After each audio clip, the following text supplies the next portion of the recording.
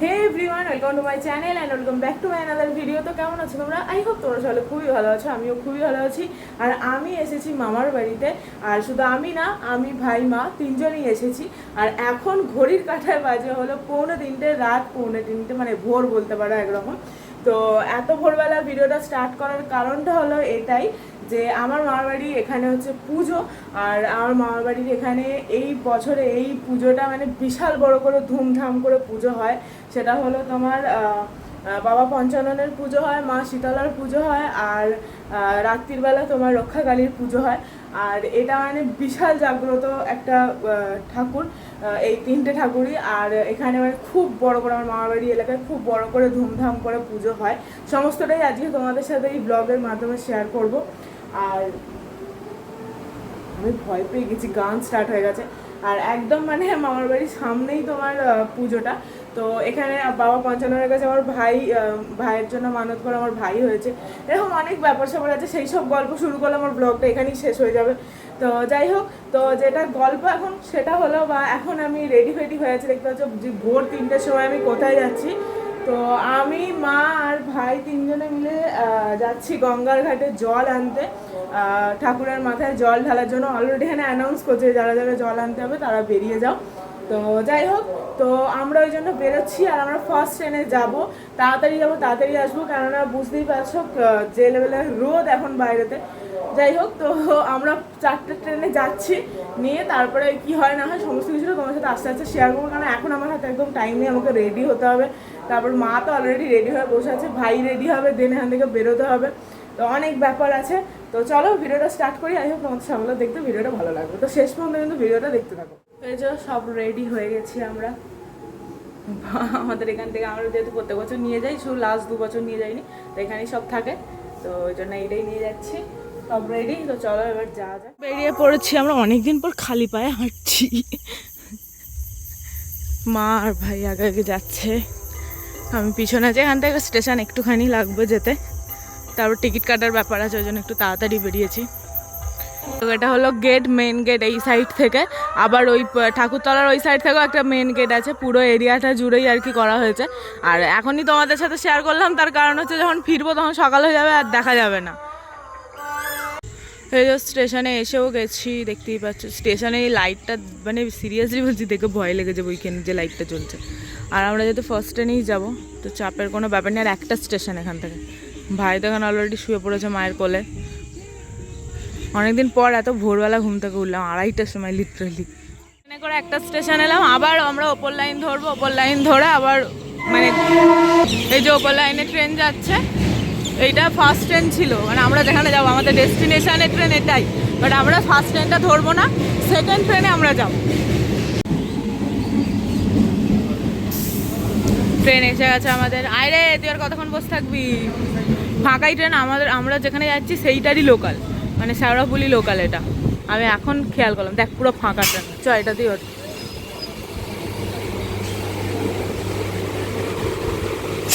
পুরো ফাঁকা। আমাদের এখানে 15-20 মিনিট দাঁড় করিয়েই সকাল করে দিল।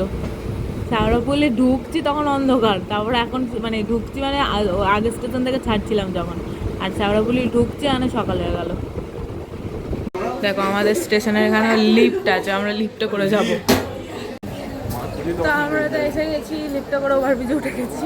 তো এবার যাচ্ছে অনেকে, আজকে দেখো কত সবাই জল আনতে এসছে। আমার মানে মামার বাড়ির ওখান থেকে তো সবাই এখানেই আসবে। হ্যাঁ, আরও অনেক জায়গায় আছে, তো তারাও তো আসছে। চলো এখন যাই, আবার ফিরতেও হবে। ট্রেনে করেই আমরা ফিরবো, 2টো স্টেশন আগে থেকে আমরা হেঁটে হেঁটে যাবো, প্রত্যেকবার সেটাই করি। তলাটা একবার দেখাই তোমাদের। দাঁড়াও, তোমার শেওড়াফুলি বাজার, ঠিক আছে। আর সকালের টাইমে বুঝতেই পারছো কি লেভেলের ভিড়টা হয়ে আছে এখানে, বাপরে বাপ। মূলো দেখো খালি কত, এখানে বিশাল ভিড় হয়ে আছে। মায়েরা নেবেই গেল, এখন জেদ চেপেছে যে বাঁক নেবে, কি করবে কে জানে। নেবে মানে ওকে নিতেই হবে। এত করে বলা হচ্ছে যে বিশাল প্রবলেম হবে এইসব নিয়ে, হাতে করে আবার নিয়ে চলে যেতাম, ঘর ঝামেলা মিটে যেত। তো এই দোকানটায় এসেছে নেবে বলে।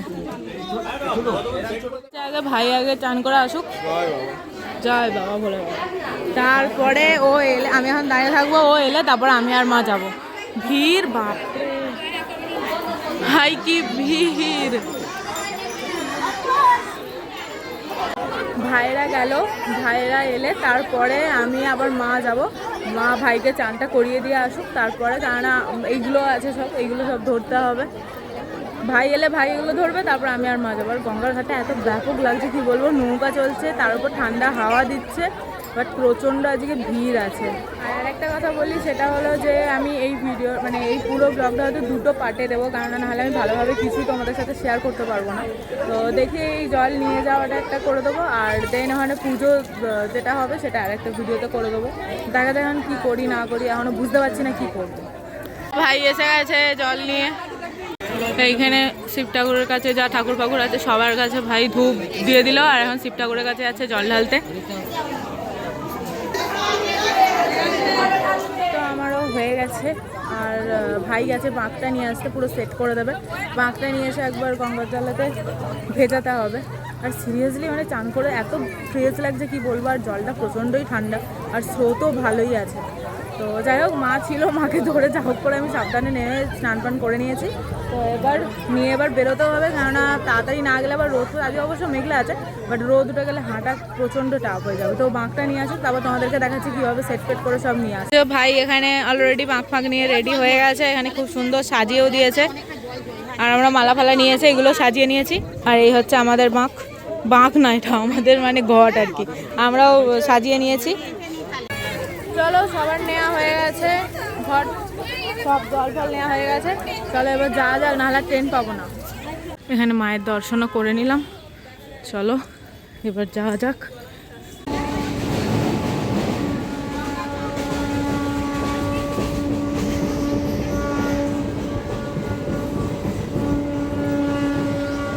মা এখানে রাস্তার ধারে দেখতে পেয়েছে আকন্দ ফুল নিচ্ছে পঞ্চানন ঠাকুরের জন্য। আর আমাদের নিয়েছিল, বাট সেইগুলো ডিপ ফ্রিজে ঢুকে রেখে দিয়েছিল, আর সব খারাপ হয়ে গেছে।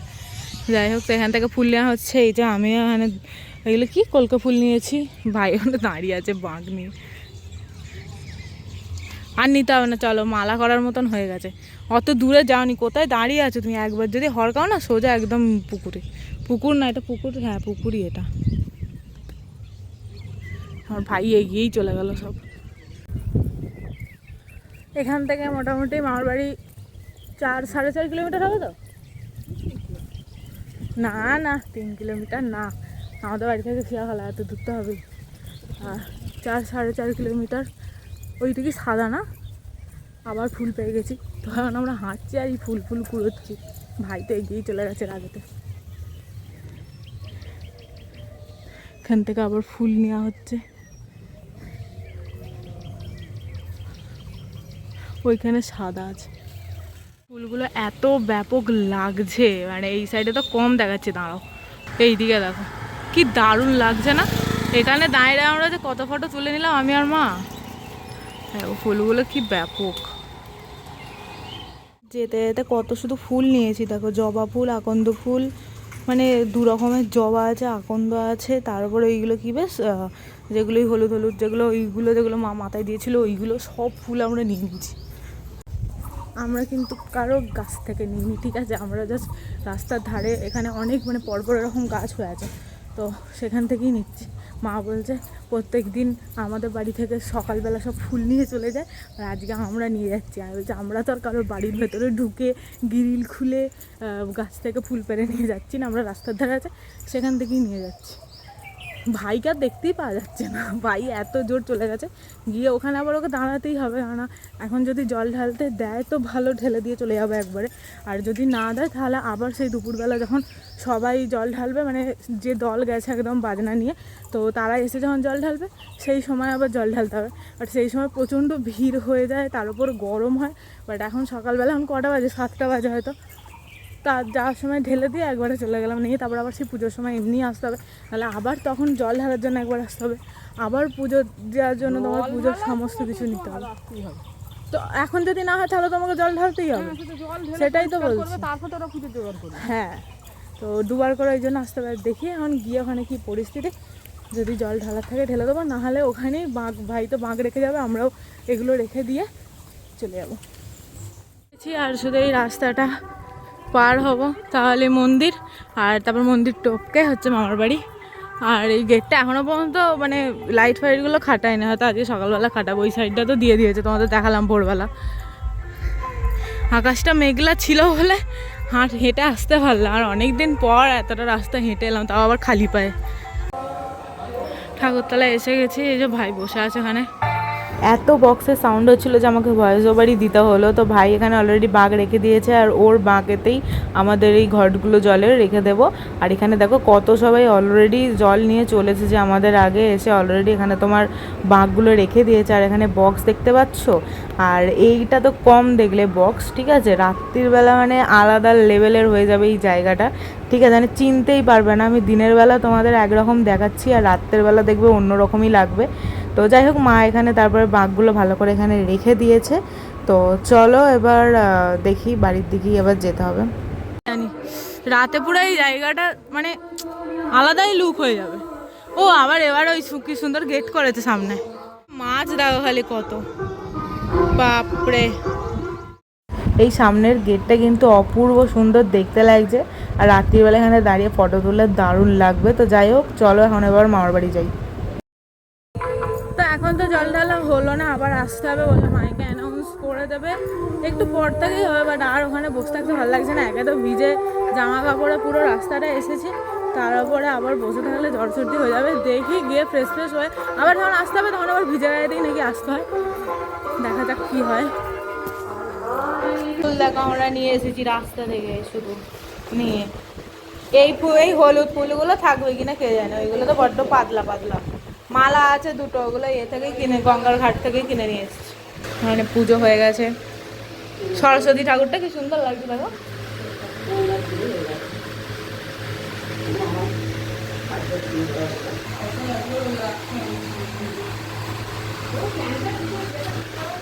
বেরিয়ে গেল কোথায়, বড় ভাইয়া এখন গাড়ি চালাতে শিখে আছে, স্কুটি ও চালিয়ে নিয়ে এলো, আমার ভাই আবার ওকে চাপিয়ে নিয়ে চলে গেল। এ আবার সাইকেল নিয়ে বেরোচ্ছে। তুই স্কুল যাবি না? স্কুল যাবি না? কখন যাবি? কার পেট খারাপ হয়েছিল? তোর পেট খারাপ সেরে গেছে? সকালে পেট খারাপ হয়ে ওর আবার পেট খারাপ সেরে গেছে, বলছে আমার পেট খারাপ সেরে গেছে, আমি তারপরে স্কুল যাব। আর এ বেচারির পুজোর ছুটি নেই, ওকে এখানে এখন রেখে দিয়েছে, আবার রাত্রির হলে ছেড়ে দেয়।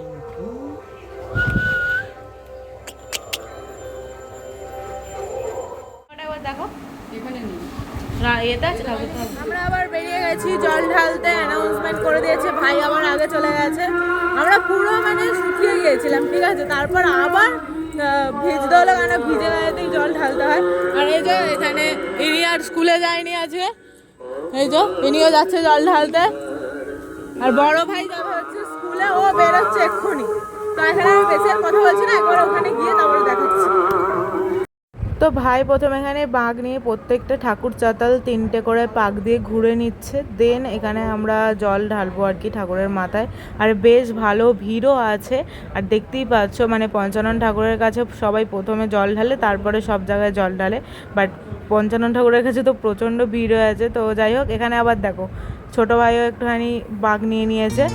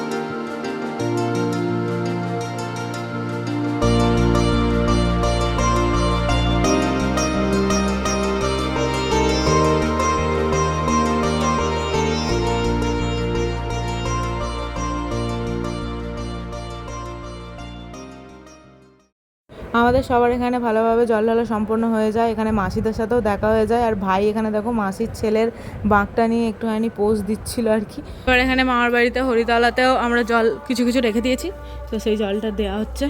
ভাই ভাই সবাই দেবে? ঠিক আছে, দে মন তো এমনি এমনি ঢেলে দে, এমনি ঢেলে দে। হ্যাঁ ব্যাস। তো চলো ভিডিওর ফার্স্ট পার্টটা এই পর্যন্তই আমি রাখছি। ভালোভাবে আমাদের সব জল ঢালা সম্পন্ন তো হয়েই গেছে সবার। তো নেক্সট ভিডিওতে বা তোমাদের সাথে শেয়ার করব কিভাবে কি পুজো হচ্ছে না হচ্ছে। তো নেক্সট ভিডিওর জন্য ওয়েট করো। টাটা।